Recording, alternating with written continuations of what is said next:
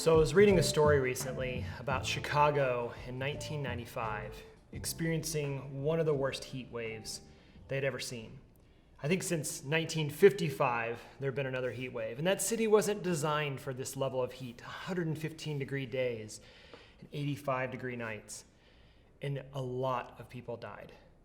They first found 435 people had passed away. And then later on, they figured out that over 700 people had passed away. But they didn't even know about those extra folks. Why? Because they were isolated. They were living alone in the city.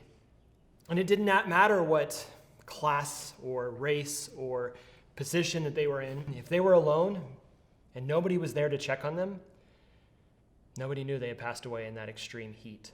This has been a year of challenging us to be in isolation. It was the people that checked in on each other. They did these little wellness checks, just knocking on the door and saying, hey, are you okay? We all know it's hot and we don't want you to be lost. The communities that were already naturally checking in on each other did the same thing when the heat wave hit. The communities that weren't checking in on each other lost lots of people.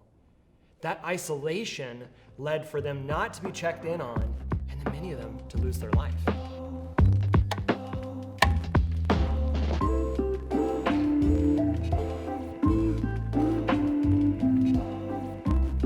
So for us, it wasn't terribly difficult. We already had individuals that were remote, so we had tools and processes in place to do that kind of work. But as days turned into weeks, weeks turned into months, and months now turn into this full year, the impact of isolation can easily slip in.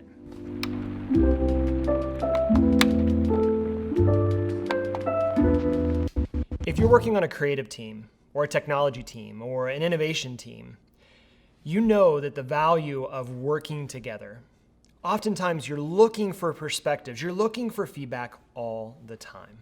The challenge is when you're forced to go work at home, or when you're forced to be instantly distributed and isolated from each other, you have to be more intentional about finding ways to actually work together. And the impact of that work, if you don't find those ways to work together, is that you start making decisions alone. You start making assumptions alone. You start designing things alone. You start developing things alone. And what ends up happening is your team is not moving together towards the common purpose. When the lockdown first took place, I focused inward. I wanted to make sure that my team and our clients felt good, that we were safe, that we were ready to get back to work, that we were able to survive this and maybe even come out of it thriving. And honestly, we did. The team pulled together and we had an incredible 2020. We're set up to have an even better 2021, which isn't the case for everybody. But one thing that I was asked about a month ago was, what's one opportunity that you missed out on over the last year? And I'll be honest, my biggest missed opportunity was that going fully remote put us all in the same playing field.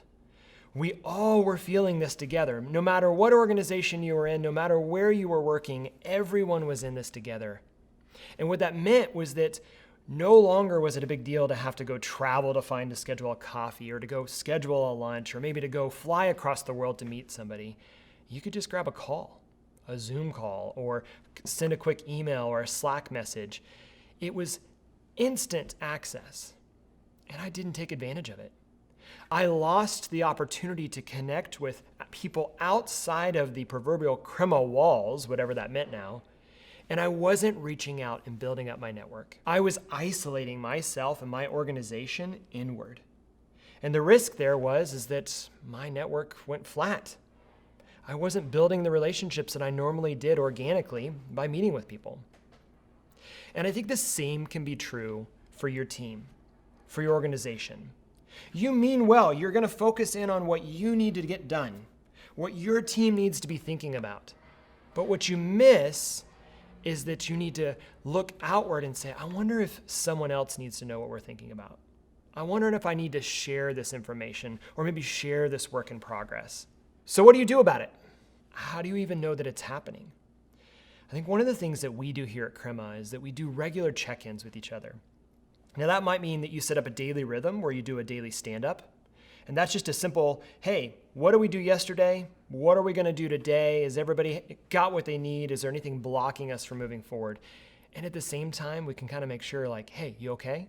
Maybe it's in your retrospectives. That time every 2 weeks when you get together and say, hey, how did the last 2 weeks go? Do we get what we need? Did we work really well together? Is there some things that maybe we could do better so that you don't feel like you're all alone? Then it's creating those regular rhythms of bringing the team in together to have that camaraderie that they had back in the office. We use something called Donut, which is this Slack app that allows us to just like randomly get paired with somebody to have a coffee meeting and really just have 30 minutes to catch up. How often are you reaching out to somebody else in your team, maybe to not talk about work, but just talk about them? How do you build that trust with your team, that camaraderie with your team that creates a protected and safe space where you can trust each other to keep doing this creative and intentional and innovative work that we do? The biggest challenge of isolation is that it's usually a slow fade. Someone doesn't immediately get isolated, well, unless there's a pandemic. But normally it's just that someone starts to fade into the background. So I want to encourage you, look around. Look at your team.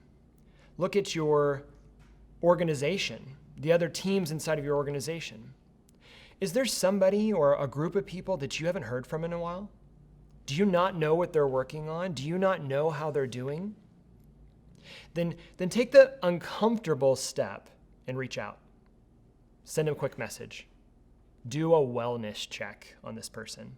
Similar to the story that I told you about the heat wave in Chicago, it was the people that already were fostering connections and a community that cared for each other when the crisis hit or when the big challenge came at them, and they were able to take care of each other. And that's going to be true for your team as well. This may feel very touchy-feely, but that intentional work to know each other better, to do those wellness checks, is going to build that ultimate level of trust that when you have to go do hard work, you're ready to do it together, which, as we know, is how this work gets done.